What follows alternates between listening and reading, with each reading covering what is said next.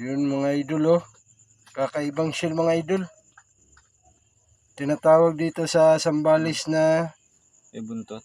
balay. Yan, may buntot siya mga idol oh, yung shell oh. Ngayon lang nakakita nito mga idol. Yun oh.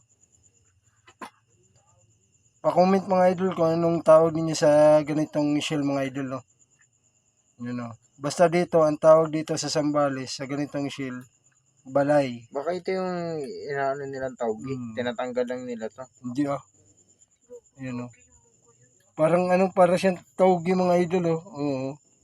Parang tawgi oh. Galing. Ngayon na nakakita ng ganitong shell. Pero sa sa buhangin nun din daw ito nakuha. Para siyang tahong mga idol na maliit. Ayun oh. Kaso may buntot nga lang siya.